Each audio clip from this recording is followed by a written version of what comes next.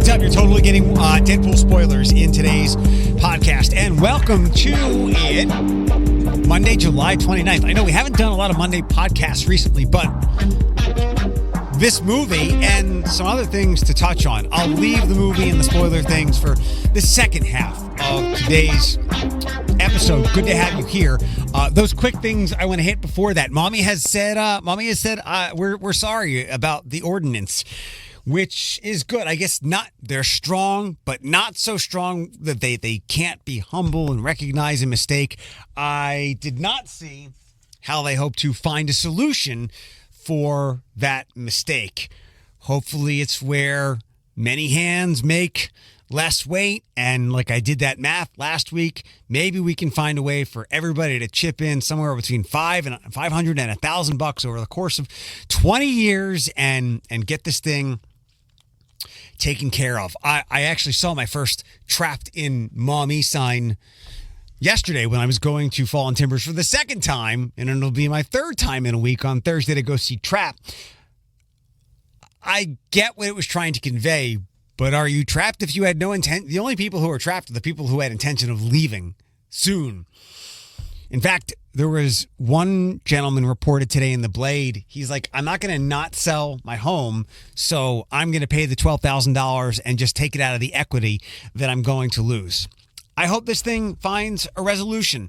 There's going to be some pain, but hopefully we can spread that pain around as much as possible.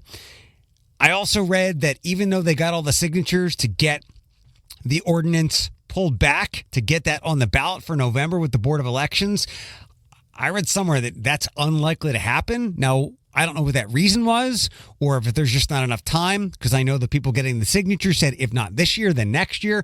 And I was thinking the whole time, God, I hope they can find a better solution than what's happening now before, a year and a half from now for the 2025 November election cycle. So, Maumee, apologize. We'll see where it goes from there.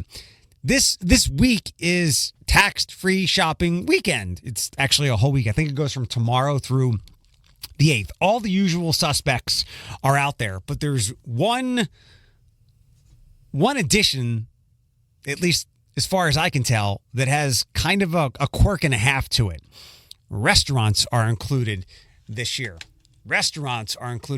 I forget when I go home to Pennsylvania. I know food, when you buy it in the supermarket, is not taxed, but I think there is tax on restaurants. No tax on restaurant food for the next week. When I was reading this story in the Blade, I saw Musa from Souk. He's like, this is news to me. We're going to be busier. It's good for the consumer, for the diner, but I had no idea about this. And the first thing I thought was, man, how do people who are so busy, how do we get them information that they need to know? Something like that. Or how the other kind of person who just avoids what's going on because they think it's also world-ending and negative, how do we convey things that they need to know to them? Somebody else can figure that out because we're still trying to crack that egg. But here, so it's eat-in only. That's the one quirk. The half quirk is it's only applicable here for restaurants tax-free. It's only applicable for items under $500 that you order. So not your bill. If you have 15 people and your bill is like $1,500, as long as every item ordered by all those people is under $500, nothing gets taxed. I have not eaten at a really, really, really nice restaurant in a long, long time. But even then, a steak was $80. I have never been to a restaurant, unless maybe you're talking a bottle of wine, that I can't think of an item that was over $500. So take advantage of that. So, excuse me, some other food things. For the fourth straight year, Porky Chicks Barbecue, based out of Fayetteville, Arkansas, won Judges' Choice Top Prize, fifth time overall at the Rib-Off. They initially won in 2015. And Henry's Kitchen on Wheels, a Toledo-based food truck run by Keith Henry, won the People's Choice for the second straight year. For all the fanaticism that people have for food trucks and how people loyally loyally follow them and cannot wait for the food trucks to post where they'll be and when, their weekly or monthly schedule. I am not familiar with O. Henry's Kitchen on Wheels. Never seen them, but congratulations to them. There's a Chipotle story. Apparently, Chipotle is in the crosshairs of TikTok for not having the portions promised, or the portions were inequitable, or they're less than what you were paying before. Not too surprised. CEO says, I didn't see this issue, but we'll reevaluate everything. And that's probably just some, what's the word? What's the phrase I'm looking for? Some word vomit to get TikTok off their back. I would not be surprised if there are smaller portions with higher prices than we're paying, because look at the times that we're in. I have not mentioned this to you, I don't think, but the closest I will get to an addictive drug is the lime salt they put on chips. Whether it's the ones I grab that are like made by the store at Kroger, the store brand, or the legit brand, like the lime salt chips are addictive as hell. Last week I grabbed one of the Kroger brand bags. It was like $1.79. Because it was as good as what I had bought from the brand names.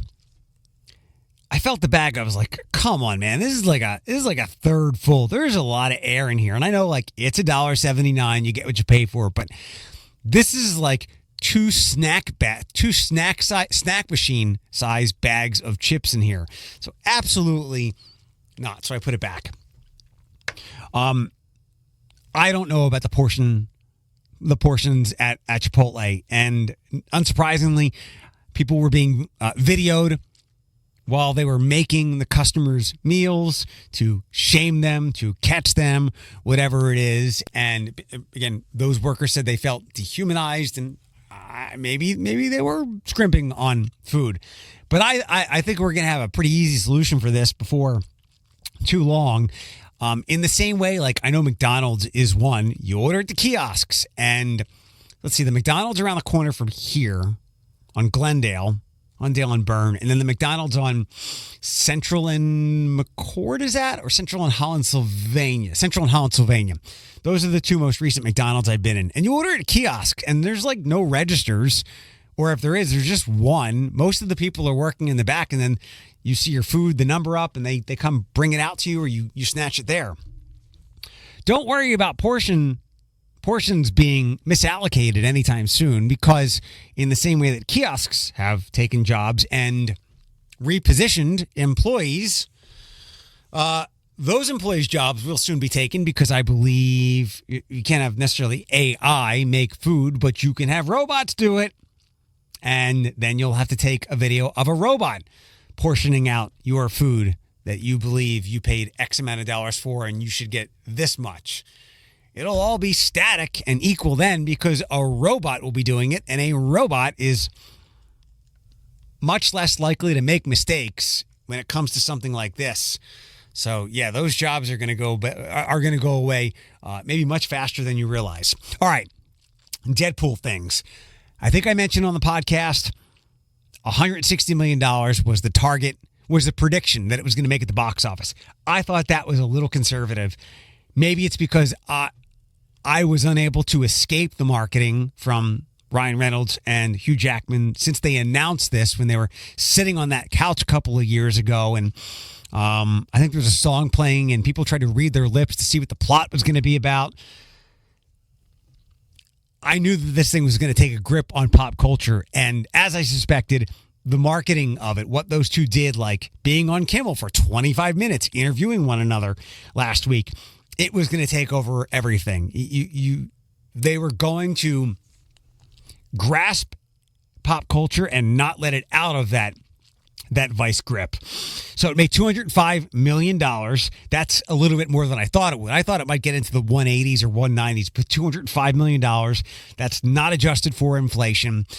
Made more than Black Panther, and I think it even made more than Avengers, but movie tickets cost more.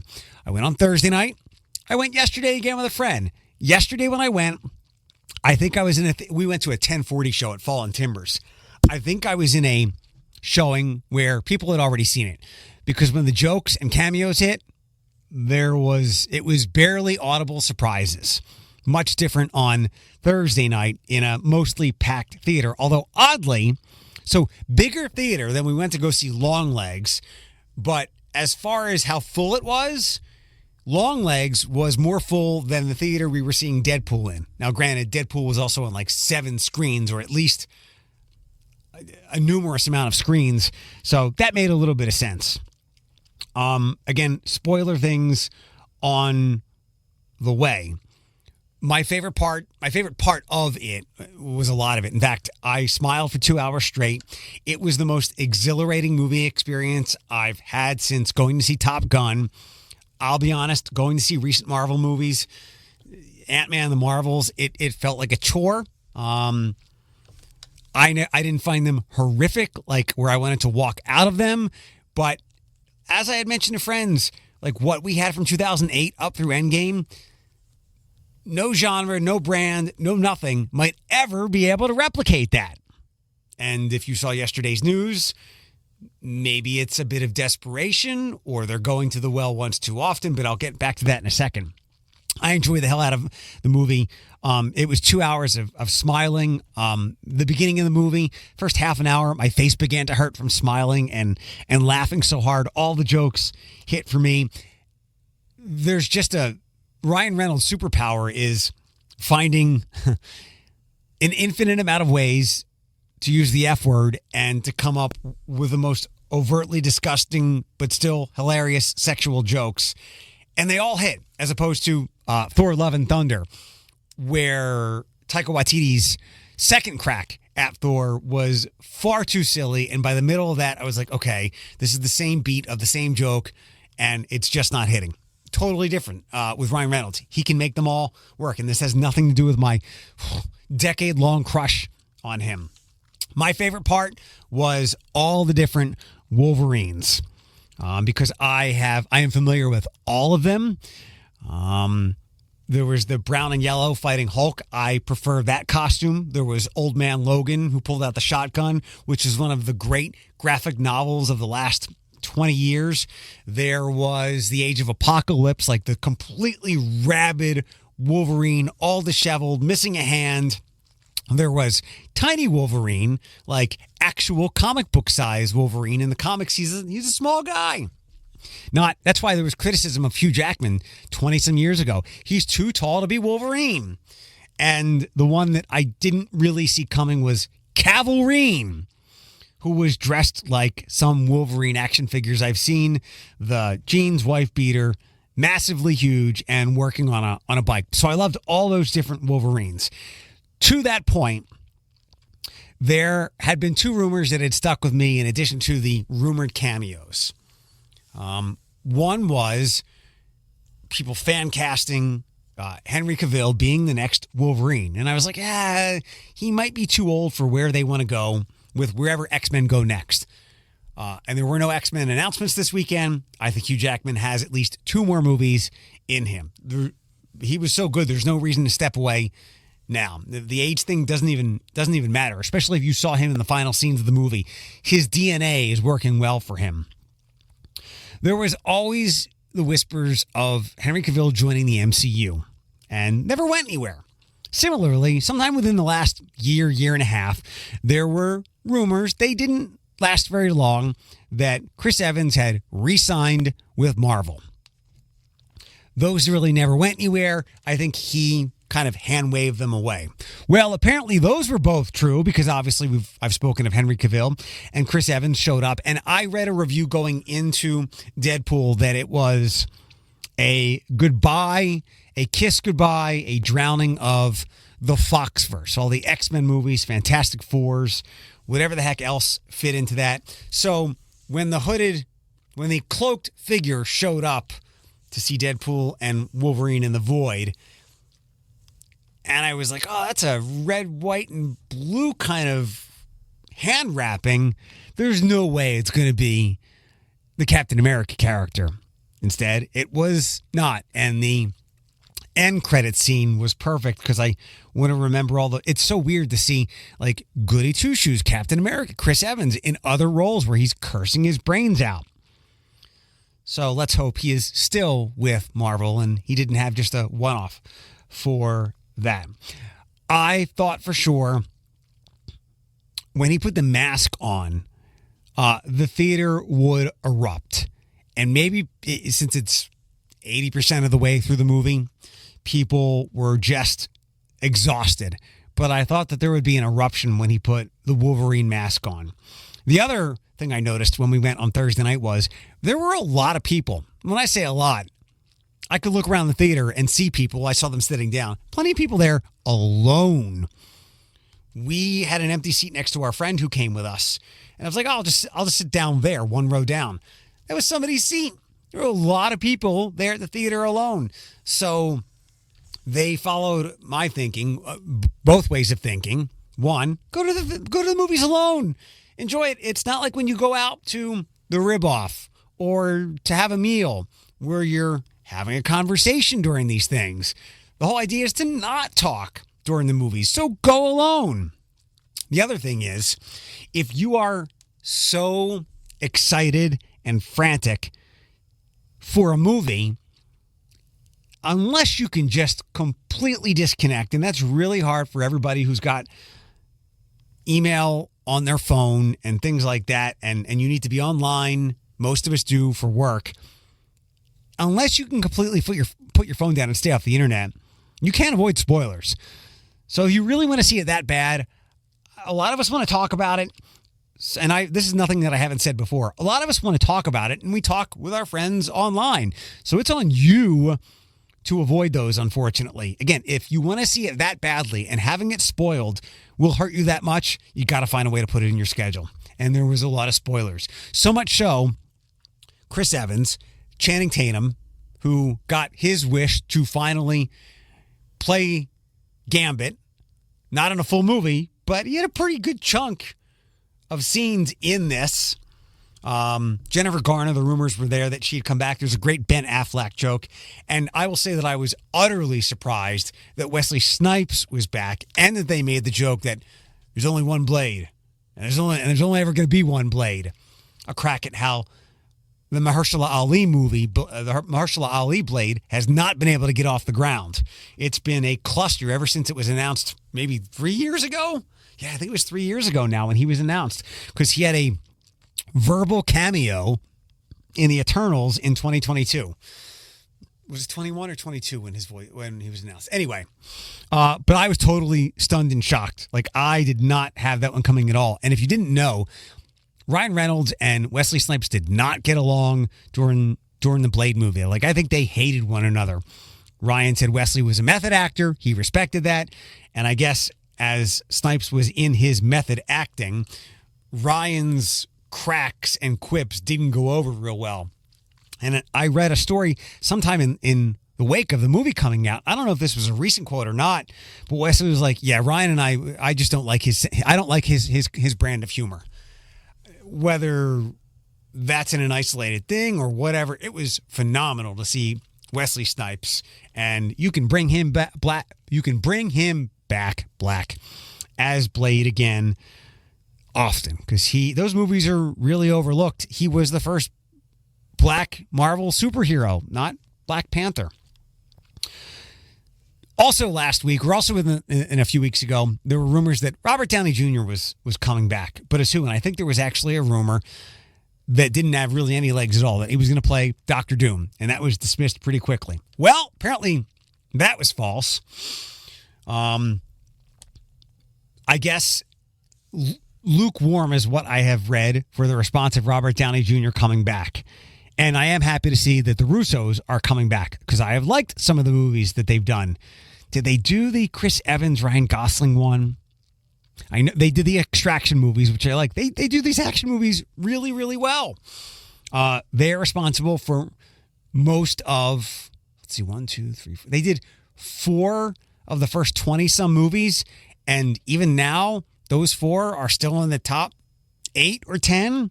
Of course, Endgame and Infinity War, and Civil War, and Winter Soldier, which Captain America movie should be like. They wanted to make this upcoming movie like Winter Soldier, that spy thriller, that don't trust anybody spy thriller. So I'm glad the Russos are back. The Robert Downey Jr. thing, I have gotten over my doubts when it comes to Marvel double casting or making some eyebrow-raising decisions. It was a little different because it was just a voice, but it really was the character. Josh Brolin, granted, not under the same production studios because Josh Brolin played Cable in the Fox Deadpool movie. He played Thanos, and that really was him. It wasn't just a voice; it was him. So doubled up there. There are some other minor characters who were doubled up, but in Iron Man 3, when they did a total head fake on us with Iron Man's arguably his number one villain in comic book history, when we got that head fake, I didn't like it, but it aged better with me. In fact, they pulled a different kind of head fake with that by bringing back that character who was basically just a joke and made light of their own joke. And I thought they pulled it off pretty well in Shang-Chi with, was it Trevor Slattery, the brilliant Ben Kingsley. So a lot of people are asking, and we don't know yet, is Robert Downey Jr. playing Victor Von Doom? Or is he playing some type of variant, some type of, asshole word, some type of amalgamation of Victor Von Doom and Robert Downey Jr.? Victor Von Doom and Tony Stark? We'll see. And we've got 2 years until that comes out. It was interesting. We had to guess what the sequel to Infinity War, what its subtitle would be. They kept it quiet, I think, up until January of that year, the year the movie came out, so January of 19. And all they said was, yes, it was said in Infinity War. And we figured that out when Doctor Strange goes, we're in the end game now, and then we see the title of the movie. We got the title of Secret Wars because the Russos had said it was their favorite comic ever, and many things were trending in the direction of Secret Wars, and there's 2 different comic book versions of it. The one I remember as a little boy getting the toys of in the mid-'80s, and then the brilliant version from 2015 by Jonathan Hickman. It's an astounding series. It's one of those where I could not put my iPad down. I read the whole arc because it was just so good. So where am I with Robert Downey Jr. playing Victor Von Doom and Dr. Doom? I was cool with Josh Hartnett. A lot of people wanted Cillian Murphy from Oppenheimer, and it seems we all overlooked the Oppenheimer actor that actually got it. The Academy Award-winning Robert Downey Jr. What's it like for him to play the role that began the Marvel Universe and maybe the ones that and maybe the character that ends this version of it? I'll say this. I'll see how they get creative with this. I don't know if I'll be disappointed because I think we can take this to the bank. He's a phenomenal actor, and his DNA runs through the entire, all several dozen movies. So him being as talented as he is, and with the Russos being back, and I think Marvel having figured out where they needed to go. I mean, look, we've got a couple of solid things in a row. Loki was strong last year. X-Men, now this. They've polished up Daredevil. I thought we were going to get a trailer for that, and maybe we will at D23. Deadpool was fine, so it might not be perfect, but it is much better than. We're much more back in the Infinity War era than this than since then. And I have faith in Robert Downey Jr. playing a pleasing role. Many of us should.